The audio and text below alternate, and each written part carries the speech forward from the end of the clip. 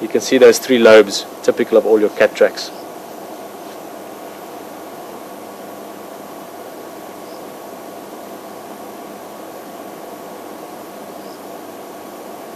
I don't think I've ever seen a cat in that position before. It's amazing.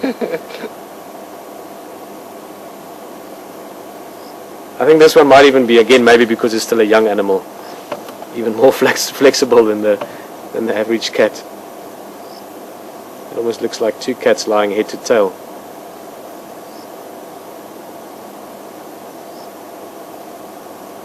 This is very special, again, just to remind you, if you haven't seen a lot of wildlife programs before, to see African wildcat totally natural behavior like this, unaware of us. To see that anywhere is quite special. To see it live, real time, where suddenly something could happen now, is something that, this specific case, I've never done before. This is probably becoming my best ever wildcat sighting. Look at that. It's cooler, yeah? It's amazing. Nobody. That's really cool.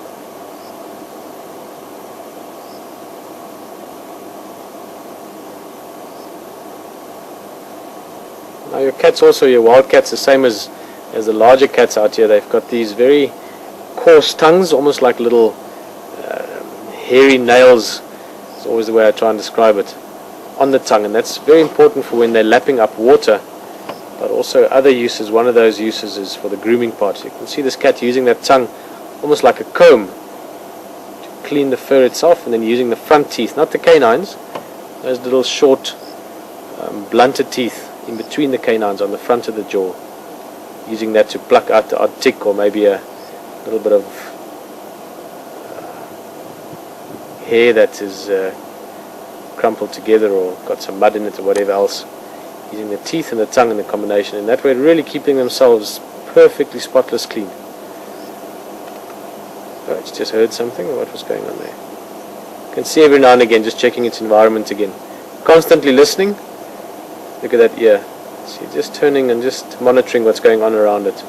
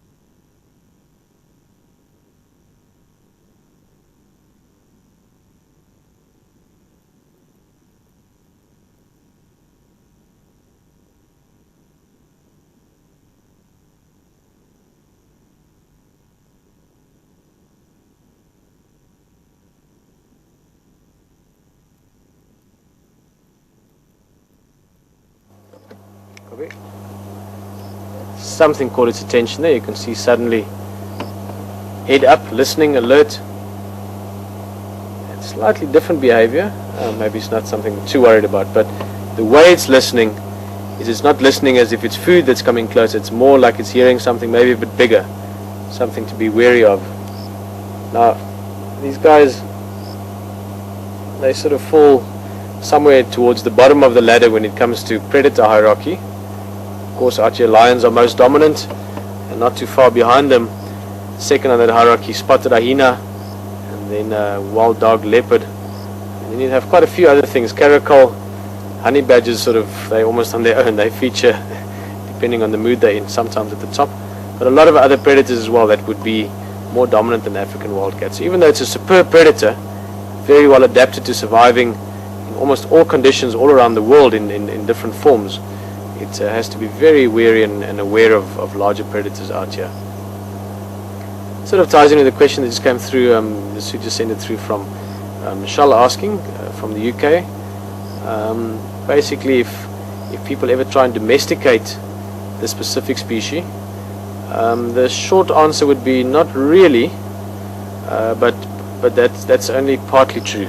A lot of your original domesticated cats that were domesticated in northern Africa, in Egypt and so on, other parts of Africa as well, originally came from this. So you can say to a large extent the African wildcat is the ancestral parent of a lot of our more modern day domestic cat species, or cat races really. They're all the same species. So your African wildcats and the cat that you might have at home are actually the same species.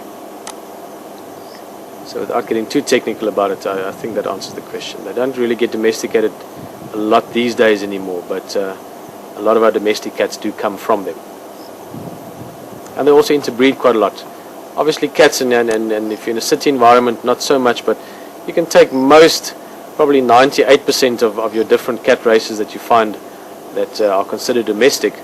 And if you just take the bowl of milk away and chuck them outside in a natural environment, most of them will actually manage to survive.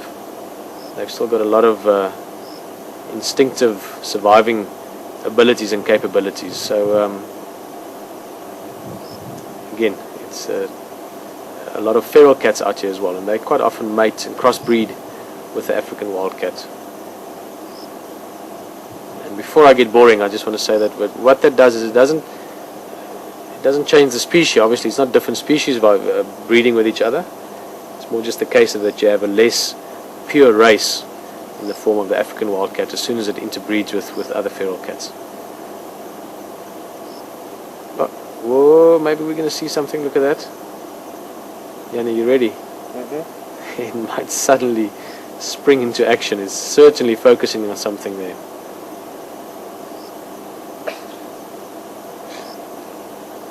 And seems to have lost a little bit of attention again. We could sit here for hours. We won't do that, but we could sit here for another while. Every now and again, we're also on a nice road here. We're on one of the boundary roads. So I am checking every now and again if there's not maybe something large and hairy walking down the road. It's also a possibility.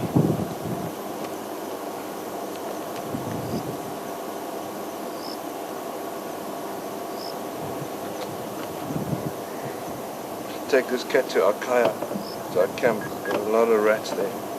Sort out the couple of rodents that are around there. Send him a message to invite him. Come and stay there.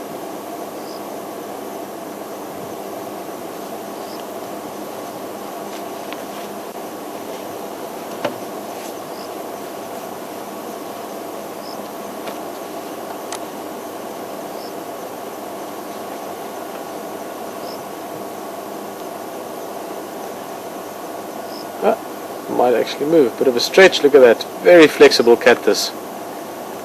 And I'm not saying that for sort of hidden humor. It is more flexible than I've seen most cats.